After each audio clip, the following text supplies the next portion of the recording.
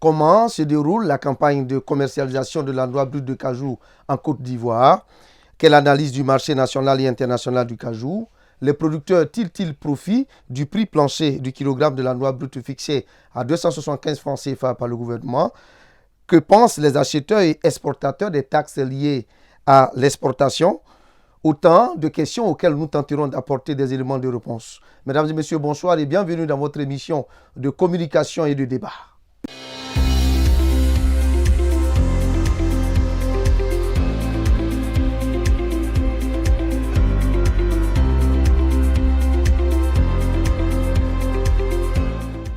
Monsieur Assouma Nguetia, président de l'association des exportateurs de cajou de Côte d'Ivoire, AEC, nous a rejoint sur ce plateau. Monsieur Assouma, bonsoir. Bonsoir, monsieur Boafou. Comment se déroule la campagne actuellement? Je vais d'abord, avant tout propos, vous dire merci pour l'occasion que vous nous offrez de parler de notre filière, la filière Anacat. Je dirais que la campagne se déroule bien.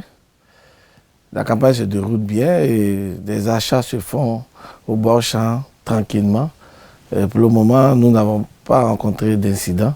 C'est un peu timide, mais elle se déroule bien. Peut-on avoir une idée des acteurs sur le terrain? Je veux parler des acheteurs et exportateurs. Et oui, nous avons plus de 1200 acheteurs agréés par le Conseil du coton et de l'Anacat qui sont en train d'enlever le produit. Nous avons aussi les exportateurs au nombre de 150 sociétés exportatrices et sociétés commerciales qui tranquillement font les achats. Quel commentaire quand on regarde tous ces chiffres que vous venez de communiquer? Ça démontre l'engouement que cette filière apporte. Aujourd'hui, certains opérateurs des autres filières viennent s'essayer dans la filière Anacat. Et pour nous, c'est très intéressant. Nous sommes très heureux de les accueillir et aussi de les accompagner à la commercialisation de la noix de cajou. Je rappelle que les projections de production de noix brutes de cajou pour cette campagne se situent à 1 250 000 tonnes contre 1 225 935 tonnes en 2023, soit une hausse attendue de 5% selon le gouvernement ivoirien. Le prix au bord champ du kilogramme de la noix brute de cajou bien séchée et bien triée est fixé à 275 francs CFA contre 315 francs CFA l'année dernière, soit une baisse de 40 francs CFA. Monsieur le Président, bon ou mauvais prix? Je dirais que le prix de cette campagne 2024 est un bon prix. Est un bon prix. Il est bon de comprendre que l'année passée, en 2023, le prix a été fixé en fonction d'un prix du marché international qui était autour de 1200 et plus dollars. Et cette année, le prix est fixé autour de 1105 dollars. Donc, c'est un bon prix. Ça respecte le marché international. C'est un bon prix. L'Anacat est un produit, je vais dire la noix de cajou est un produit de spéculation. Il n'y a pas de marché en bourse.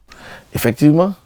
Et c'est, pour l'instant, c'est l'épineux problème qu'on va essayer de résoudre dans les années à venir.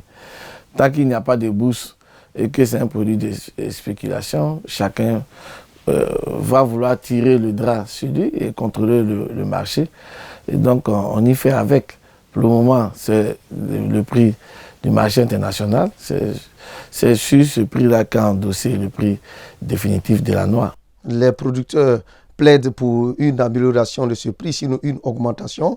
Vous vous dites que c'est bon. Est-ce parce que vous êtes exportateur, ça vous permet de faire du chiffre? Non, pas du tout. Pas du tout pour faire du chiffre. Mais je dis que c'est un prix plancher. C'est un prix plancher de 275. Le gouvernement pourrait dire un prix plancher de 300 ou bien de 350. Mais c'est un prix plancher qui permet aux producteurs de faire de la qualité.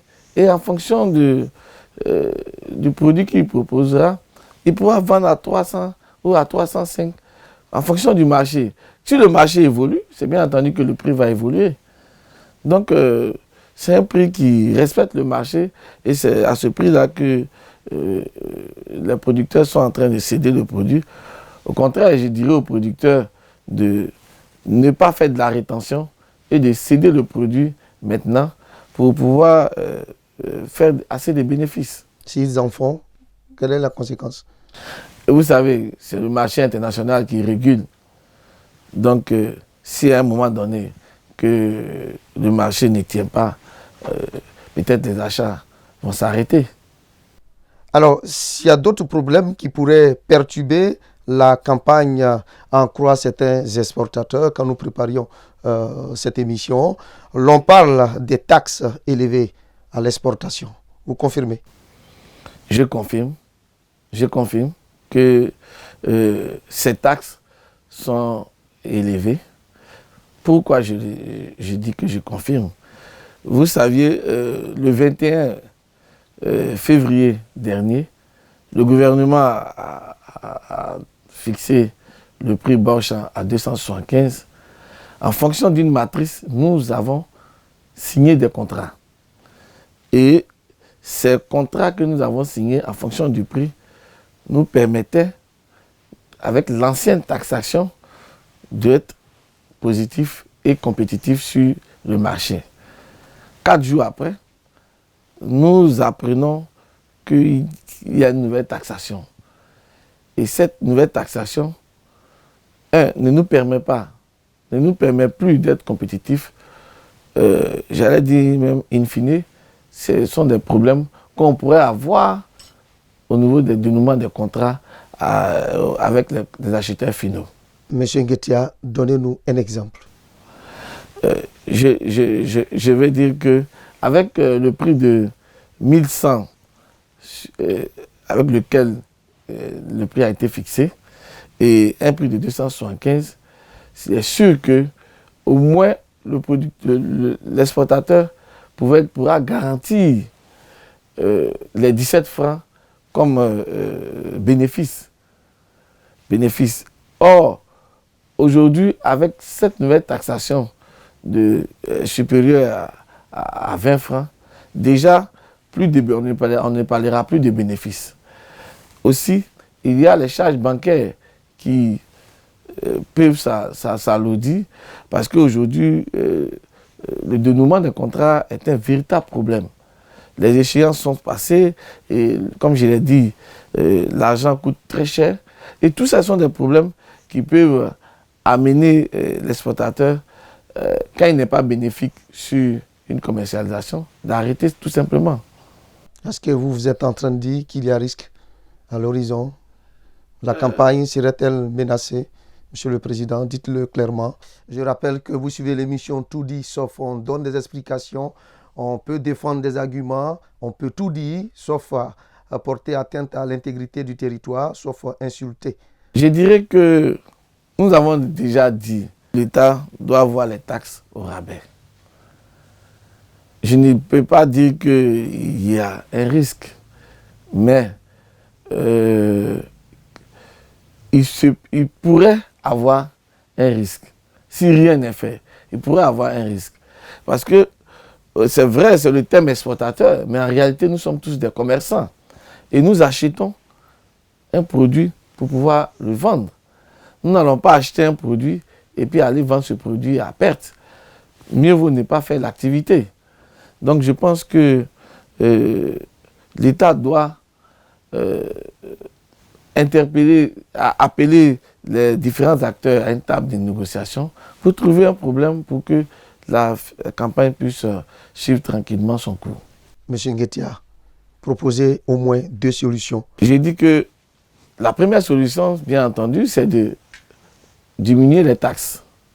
La deuxième solution, et je pense que l'une des plus bonnes, c'est d'inviter les acteurs à une table de négociation pour que nous qui sommes 7 acteurs mais pratiquants, puissions dire à l'État, voilà, ces taxes que vous pouvez laisser tomber, ou bien voici un mécanisme qu'on pourrait utiliser pour compenser ce manque à gagner.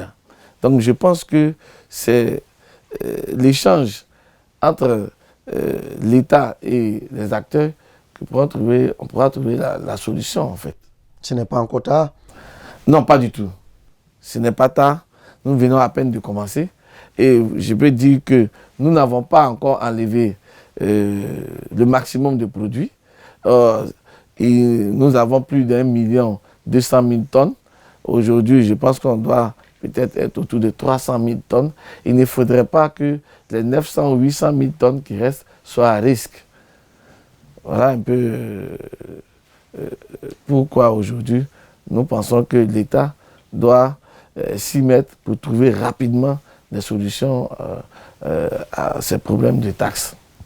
Très bien. Pendant que les exportateurs pensent qu'il faut aller à la négociation pour faire baisser les taxes et assurer une campagne profitable à tous, les producteurs, eux, pensent aussi qu'il faut augmenter le prix de cette noix.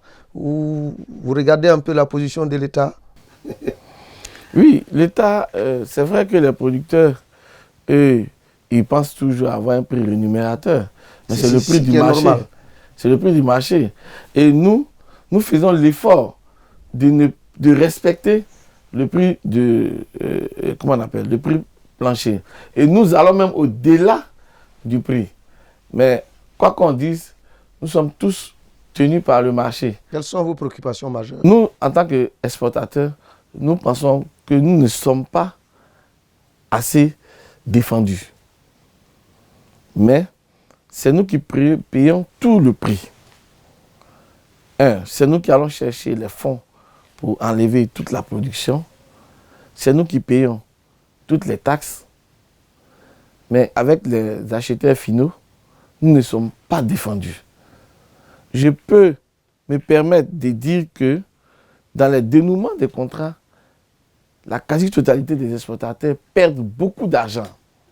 Et aucun mécanisme n'est fait pour pallier à ça. Et ça, ce sont des problèmes de qualité. Ce sont des problèmes de qualité. Et nous pensons qu'aujourd'hui, il est important de s'asseoir et pour que nous puissions nous poser des problèmes de notre corporation. Mais nous sommes dans une interprofession où il y a 4 collèges.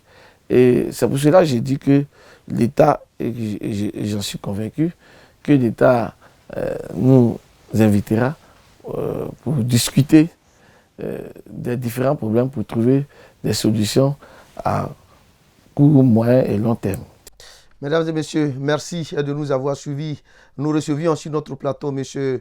Nguetia Assouman, président de l'Association des exportateurs de cajou de Côte d'Ivoire. À très bientôt.